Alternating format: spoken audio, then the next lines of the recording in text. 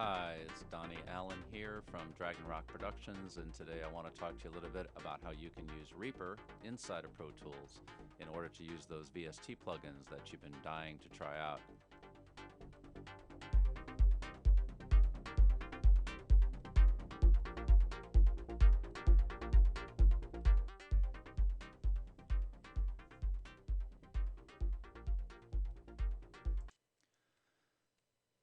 Okay, so you can see I have a fairly simple session set up here. Just a few tracks. It's one I did a while back. I actually brought this forward into Pro Tools 11 and was working with the Rewire and Reaper to see how things would work, and it's doing great. So I wanted to show you a few tips today on how you can do the same thing. You can see I kind of use the color coding here. I'm sure a lot of you do too. For me, yellows are the rhythm or drums. I use the browns for the basses, blues for pads, the orange colors for anything I'm doing with Reason, which I also use. Reds is always the master output, purple MIDI tracks. And this green color here is for Reaper.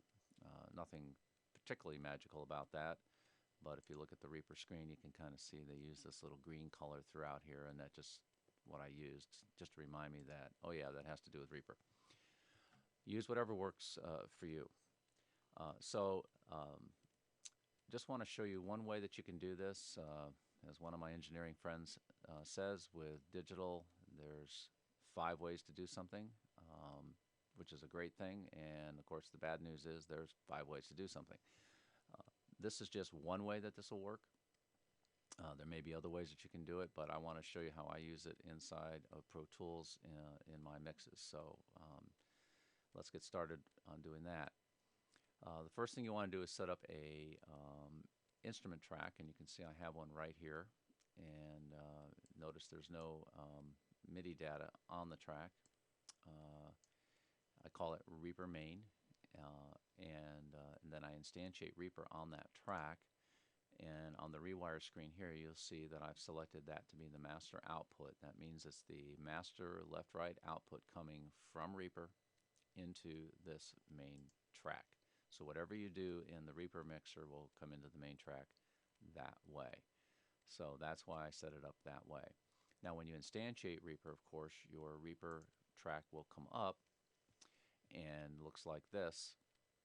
And then you can begin to install your various VSTs and whatnot into Reaper. So the first thing you want to do, obviously, is bring up an instrument track. Now I'm going to assume that you've already got your VSTs instantiated on Reaper, and Reaper can see them. If you haven't been able to do that, it's not that hard. You just go up to your options screen inside Reaper, go back to Preferences, select on this left menu VST, and under this screen, click Add, and then tell Reaper where on your hard drive you're storing your VST plugins. Here I've got this adapter right here, or this folder right here for all my VST plugins. I've already done that, so I'm not going to do it again. You can, if you have it in more than one folder, you can scan as many as you have them in there, but it will then recognize where to look for your VST plugins. So assuming you've done all of that, you just come up and set up a new track. In this case, we insert instrument, virtual instrument on a new track. And then when you select your VSTIs, you can see that a number of them come up here.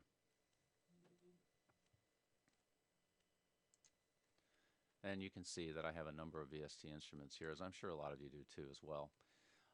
Now I've already chosen the one I'm going to use, installed it here on this track that came up. And the one I chose is this one. It's called Dune. It's a fun little freebie that I got off of Computer Music Magazine. I'm sure you've got a few freebies in your arsenal somewhere that you like, sort of your guilty pleasures that you use in mixes, and you really don't tell anybody you've got them, but they're there anyway, because we all want to be using the real high-end stuff, right? And you can hear it's got this really nice, thick, rich bass kind of a sound, which is really nice for this mix that I'm working on here, so that's why I chose it. It's pretty versatile. I really like the way this particular one works, but you know, it doesn't matter. Just any virtual instrument or VST instrument will work here.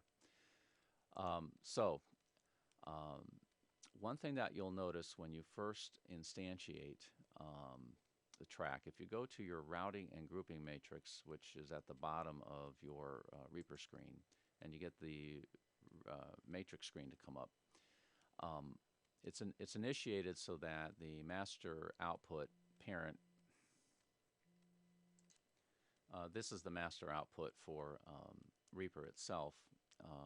So what I do is I turn these off here, and in this case we'll select the master output here. This is the Rewire output, okay, because we're working with Rewire. So Rewire then will send that signal from Reaper into the input that we selected back here on the instrument track, so that when we play anything on that,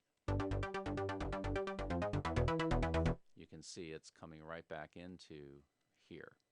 Now the nice thing about setting it up that way is you can then use your fader inside of Reaper to control the input of the signal going back into Pro Tools.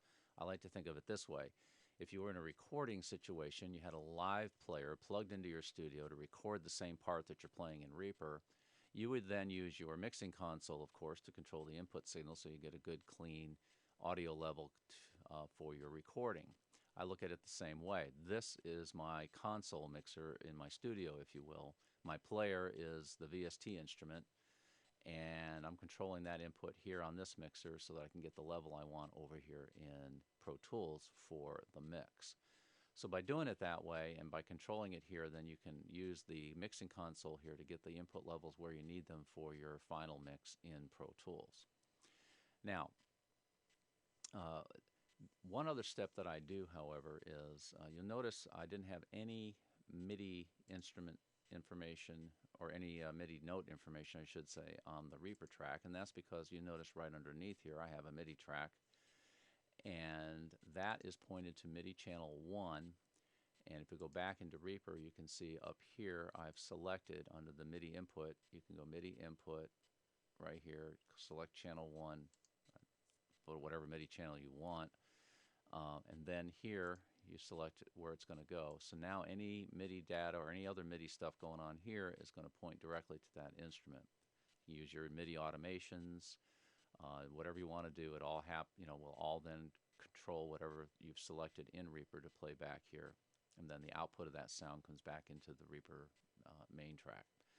Now there's one other step, however, that I use to take advantage of the Rewire. So we'll go back to our matrix window here. Instead of having it come out the main output, however, what I really do is I will send it to a different Rewire output, in this case 3 and 4, the next ones. And if you look here on my Pro Tools screen, I have an auxiliary track here that I've also set up. So the MIDI track I have labeled as Dune Bass Out. That tells me it's going out to Reaper. This one is my bass track, color-coded to be with the other bass parts, Dune Bass In, so I know it's coming in from the Dune Bass thing, and it's Reaper, it says right here. And under this, and when I instantiate it on the auxiliary track, instead of selecting 1 and 2, I select 3 and 4. Okay, whatever you select here, you want to match to the matrix in Reaper, and then that sound will come back into this track. What's nice about this is now the mix is controlled completely with your Pro Tools faders, number one. Number two, any Pro Tools plugins you want to use to further process the sound, you could just do in the normal way. You can do your sends and returns on your auxiliary tracks if you want to add reverb effects or whatever. In this case, you can see I've got one here. I'm just using Blue Cat Audio triple EQ to kind of finesse the sound a little bit more to get it the way I want it. Obviously, any plugin can be put there. Additionally, if you don't want to do it on an aux track, you could do it on an audio track. Set it up the same way, and then lay it down as an audio track and just process it the way you would any other audio track in your mix. Either way, it'll work just great. But I like to do it this way so that I have control in the mix at Pro Tools, so that all I'm using the Reaper mixer section for is the input that I want coming into Pro Tools, and then the final output mix then is controlled through the auxiliary tracks that I set up to receive the sounds coming back into Pro Tools. Makes it a nice, efficient way to keep track of everything, a nice, efficient way to get the sound cleanly into Pro Tools. So far, I haven't noticed any latency issues doing it this way. It works great. Um, It'd be nice if Rewire was a two-way street instead of a one-way street, but right now the way it is, you can only come from your Rewire instrument into Pro Tools, but you can't go from Pro Tools via Rewire back into your Rewire instrument. It'd be great if we could. Until that day comes, we have to just do it this way. There is, however, a way you can get audio into Reaper. We may talk about that in another session where you can actually import an audio track into Reaper working in the session, add whatever VST effects you want, then use the Rewire to send it back out. We'll cover that in another session. But for now, this is a great way to use Reaper, run your VST instruments, get them into the Pro Tools mix, process them the way you normally would in Pro Tools in order to have your finished sound. So I hope that's helpful to you. You can use it to try some new ideas, get some things going in your mix, and have some fun.